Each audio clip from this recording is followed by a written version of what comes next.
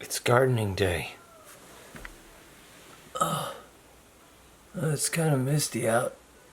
Some kid's already playing the piano. Just better get out of bed.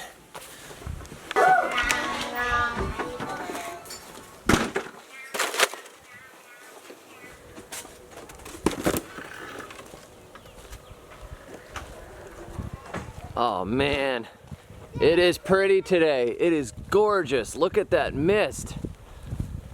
It's so weird. I didn't grow up in a place that was misty.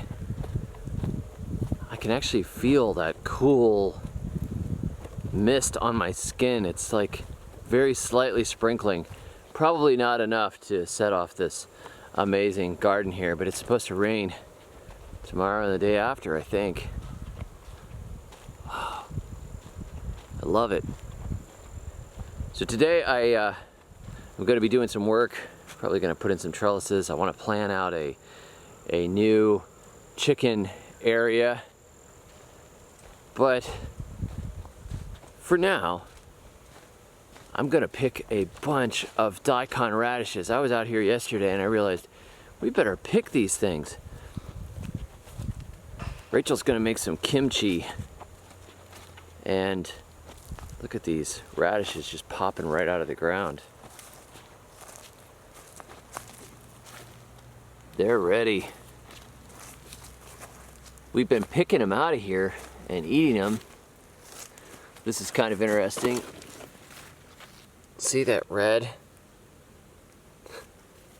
Some of them are white, and we got some of these big pinky reddish ones. I don't know why. I may leave a few to go to seed. I kind of like it.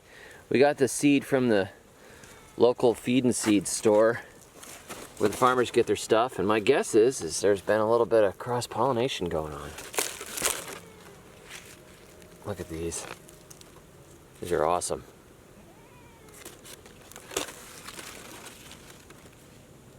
There's a man who's picking a row of radishes, a radish row that he knows how to grow. Whether you call them daikons or salad radishes or icicle radishes, it's a radish row. When you get to the kitchen, what do? With these buckets of radishes, can they even feed you?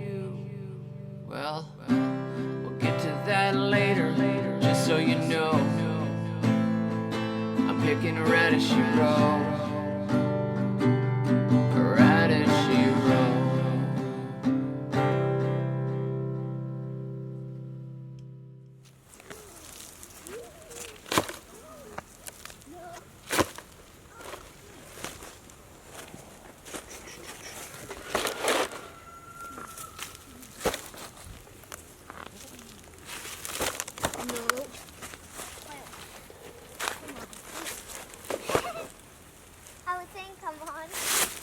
Though we have good edible tops on these things, we can eat them if we want. I have so many edible greens right now that instead I'm going to take these and feed them to some of the animals and just bring the roots in for Rachel to process. Last year I remember a lot of people were asking, don't you eat those turnip greens? It's like, look at, we couldn't eat all these turnip greens in 3 years worth of turnip greens. There are times when it just, what are you gonna do? Just feed them to something else or put them in the compost pile. You grew it, you can use it however you like. You don't have to get overly concerned about, oh my goodness, am I wasting it? The earth is bountiful and productive, and the system recycles very easily. So these can get recycled through the chickens into eggs and meat and manure, or we can cook them if we want to and eat them. They're very good as a cooked green. Or we can throw them in the compost pile and turn them into humus. We can give them to the goats for extra goat nutrition. But we don't have to worry. Whatever we do, we're not going to waste it. There's no way to waste. The system recycles.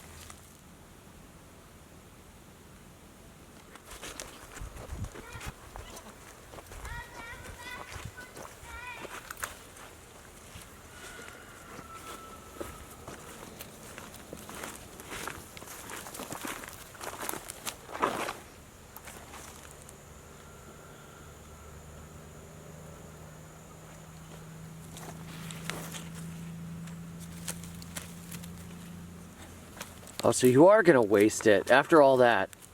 I don't want to eat it. I don't like radishes. I am going to disprove everything you say and waste it. Fine then.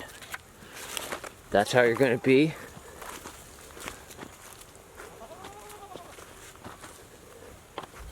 Bye-bye.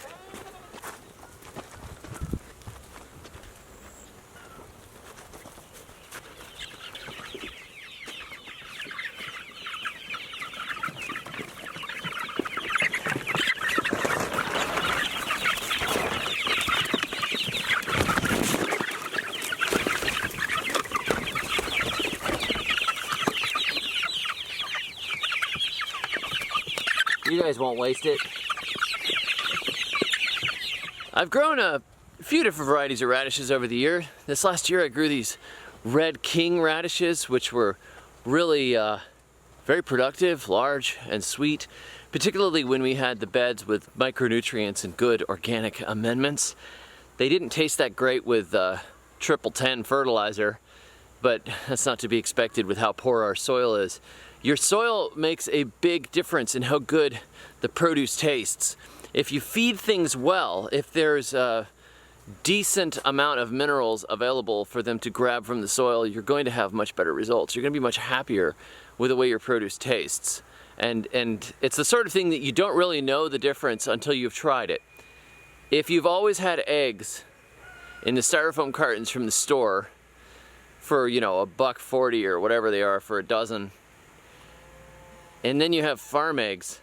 I had somebody tell me, oh my goodness, the farm eggs are they're just so rich, I can't stand them.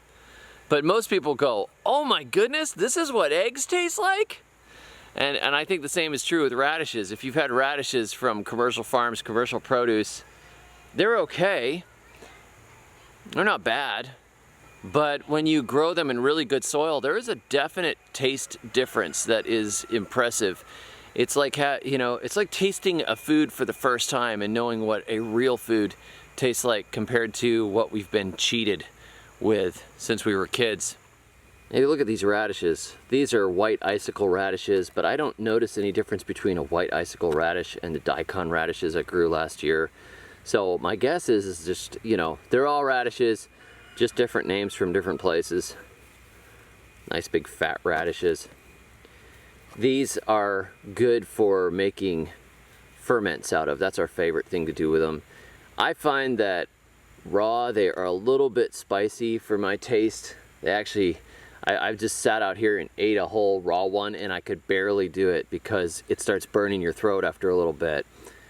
And the flavor of them, you know, it starts out sweet and then it kind of gets to a burning, spicy flavor, which is good in moderation. Chopped up small in a salad, it's good. But just trying to eat an entire radish, it's a little rough. So I found that when you saute them, my wife sautés them in bacon fat and then scrambles eggs with them. And so she'll do that with the greens, which we just gave away, and with the root. Just slice it all up. And this part here, that's a hard part. Just cut that off, scrub it, cut this bottom root off because it's not palatable, and then just chop this whole part up. We don't even peel it. Chop it up and then chop the greens up. Saute them in some good oil or butter, and then you can eat them just like that, or you can throw in scrambled eggs. I like the scrambled eggs for the protein and the extra nutrition, but it's good that way, and they're also good if you chop them up and roast them. Not bad in soups either, but there are uses for them. It's not just like for salads. So our two favorite ways to do it is to saute them or to put them in kimchi. And even just covering them in salt brine, chopping them up, putting them in salt brine, and letting them ferment like sauerkraut, it works. And of course, it's way, way good for you, your digestion, your immune system, and all that, because it's an active live culture, just like making real yogurt. Thanks for joining me. It is supremely satisfying to grow your own radishes.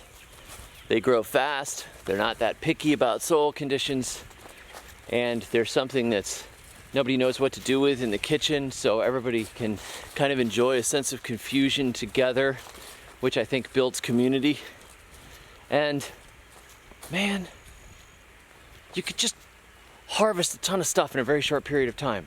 Now you're probably not gonna be able to live on radishes, but they're a nice side dish to have regularly, particularly when you cook them down a little bit and they lose that severe bite, and you can actually enjoy a large amount of radishes without feeling bad, without going, what did I do to myself? Radishes, I don't want to grow radishes anymore. Yeah, enjoy planting your radishes.